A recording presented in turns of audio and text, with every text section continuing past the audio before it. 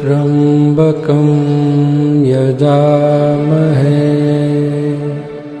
सुगन्धिं पुष्टिवर्धनम् उर्वारुकमेव बन्धनात्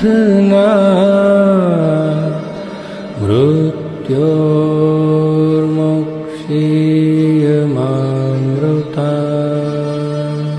જો બટા, એ જ્યાં સોખાઈ હોય ને ત્યાં જ સરસ્વતી આવે.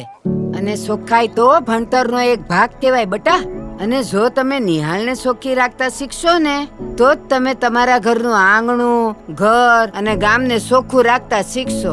ગંગા સ્નાને, યમુના પાને, નર્મદા દર્શને, તાપી સ્મરણે, અનંતની વાટે.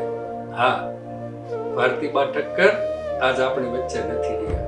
ભારતીબા ઠક્કર એટલે ગુજરાત ફિલ્મ ઇન્ડસ્ટ્રીનું એક એવું નામ કે જેમણે પણ ગુજરાતી ફિલ્મ મલ્લુમાળી જોઈ છે એ જ કહી શકે કે ખરેખર ભારતીબા એટલે કોણ. કોઈ પણ પિક્ચર હોય એને પૂરેપૂરી ક્ષમતાથી ઘડવાનું ને સંવારવાનું કામ નિર્માતાઓ અને ડાયરેક્ટર કરતા હોય, પણ એક ઉત્તમ કલાકાર પણ કેવું યોગદાન આપી શકે એનું જીવતું જાગતું ઉદાહરણ એટલે ભારતીબા ઠક્કર. પણ એમના જે સંવાદો અને જે સંવાદોમાં જે પ્રાણ પૂરવાની જે એની એક હુનર, એની જે એક આવડત એક વંદનીય હતી કે પિક્ચરના કર્ણધાર ભારતીબા હતા. ઘણા પિક્ચરો આપણે જોઈએ છીએ, આપણે ગમે ને પૂછીએ તો એવું પણ કહેતા હોય કે ફિલ્મમાં કોણ હીરો છે, કોણ હિરોઈન છે.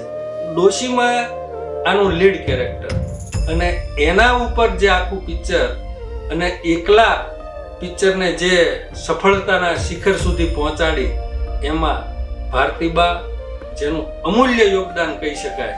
અને એનું પોતાનું પણ એક સપનું હતું કે નાના નાના શોર્ટ વિડીયોમાં મારી સાથે પહેલેથી કામ કરતા આવ્યા હતા, પણ એનું પોતાનું પણ એક સપનું હતું કે બેટા એક કોઈ મોટો કિરદાર મળે એવું મને જ્યારે ફિલ્મ મળશે ને ત્યારે મારું સપનું પૂરું થશે.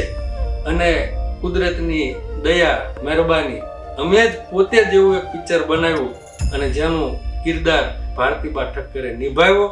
એના સંવાદો પણ એટલા કરુણતાથી ભરેલા, એટલા કોઠાસૂઝથી ભરેલા અને એની પોતાની એક્ટિંગની અદા સાથે ભળવાથી સોનામાં સુગંધ ભળી.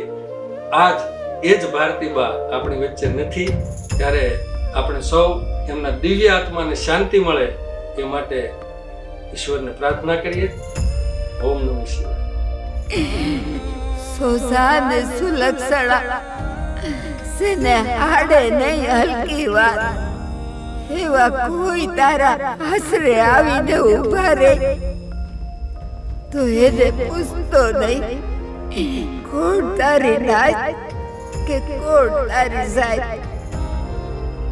માણહાઈનો દીવો હૃદય જગતો રાખશે. માં તું ગંગા છો, માં તું જમના છો, સકળ સૃષ્ટિમાં તું અનોખી દુનિયા છો.